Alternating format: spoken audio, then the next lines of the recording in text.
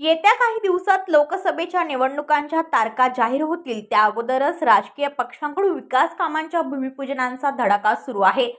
यातच डोंबिवली पश्चिम आणि पूर्वेत 1,35,00,000 कामांचे भूमिपूजन आज माजी नगरसेवक दीपेश म्हात्रे यांच्या हस्ते करण्यात आले। यात मोठा गाव सागरसृष्टी इमारत आणि आनंदनगर येथील सीताराम छाया इमारत येथे आरोग्यवर्धिनी केंद्र स्थापित करण्यात येणार आहे। यासाठी प्रत्येकी 20 लाखाचा निधी देण्यात आला आहे। तर ठाकूरवाडी येथील CMS शाळा ते ओम कॉम्प्लेक्स पर्यंतच्या रस्त्यांच्या काँक्रिटीकरणासाठी 45 लाखांचा निधी देण्यात आला आहे। यासोबत डोंबिवली पूर्वेतील इंदिरा गांधी चौकाच्या सुशोभीकरणासाठी 50 लाखाचा निधी देण्यात आला आहे। यावेळी दीपेश म्हात्रे यांनी बोलताना सांगितले की नागरिकांच्या सुविधेसाठी 2 आरोग्यवर्धिनी केंद्रांचे भूमिपूजन आज करण्यात आले असून या आरोग्य केंद्रांच्या माध्यमातून नागरिकांना 1 रुपयामध्ये आरोग्याच्या सुविधा मिळणार असल्याचे यावेळी दीपेश यांच्याकडून सांगण्यात आले।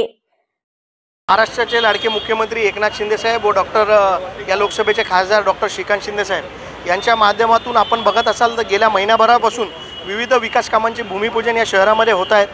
आज देखील एक आनंदाची गोष्ट म्हणजे आरोग्यवर्धिनीचे 2 केंद्रांचं आज भूमिपूजन झालेलं आहे। त्याचबरोबर स्टेशन सुशोभीकरणाचं देखील आज भूमिपूजन झालं आहे। या आरोग्यवर्धिनीचे केंद्र आहेत याच्या माध्यमातून नागरिकांना अल्पशा दरामध्ये म्हणजे 1 रुपयामध्ये आरोग्याच्या सेवा मिळणार आहेत। त्याचबरोबर OPD असेल, औषधं असतील हे देखील मोफत असणार आहे। हे लोकांच्या आरोग्याची सेवा देण्याचं काम डॉक्टर श्रीकांत शिंदे यांच्या माध्यमातून होतं आहे। त्याचबरोबर हे स्टेशन सुशोभीकरणाचं काम आपण देखील आज सुरू केलेलं आहे। डोंबिवली स्टेशन जो परिसर आहे याच्यामध्ये 3 लाखहून जास्ती नागरिक रोज ट्रेननी प्रवास करत असतात। स्टेशनच्या बाहेर पडल्यानंतर त्यांना भकास असं वातावरण दिसतं, पण ते दिसू नये आणि स्टेशन परिसर सुसज्ज आणि स्वच्छ दिसावा याच्यासाठी मुख्यमंत्री एकनाथ शिंदे साहेब यांनी जी मोहीम राबवली डीप क्लिनिंग त्याच्याच माध्यमातून हा निधी आपल्याला मिळालेला आहे।